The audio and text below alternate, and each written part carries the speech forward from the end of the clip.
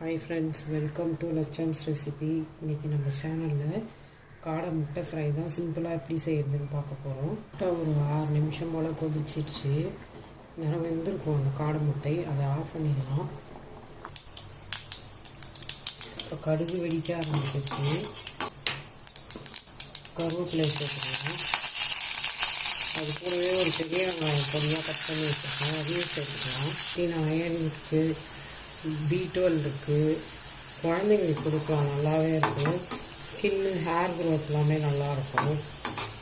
அதனால் குழந்தைங்களுக்கு கொடுத்தா ரொம்பவே நல்லது. நம்ம அதில் அரை டீஸ்பூன் இஞ்சி பூண்டு பேஸ்ட்டு சேர்த்துக்கலாம். இது ரொம்ப சிம்பிளாக அப்படி வறுத்து அதில் ஒரு தக்காளி கட் பண்ணி வச்சுருக்கேன், தக்காளி பொடியாக அதையும் சேர்த்து வதக்கிக்கலாம். டீஸ்பூன் உப்பு சேர்த்துக்கிறேன். போட்டுக்கலாம். ஒரு ஸ்பூன் வீட்டில் அரைச்ச மிளகாத்தூள் சேர்த்துக்கிறேன், குழம்பு மிளகாய்த்தூள். நம்ம காரத்துக்கு தகுந்த மாதிரி சேர்த்துக்கலாம். உரித்து எடுத்துகிட்டு வந்துட்டு பாருங்கள், எவ்வளோ குட்டி குட்டியாக இருக்குது பார்த்தீங்களா. காடை மிளகாய்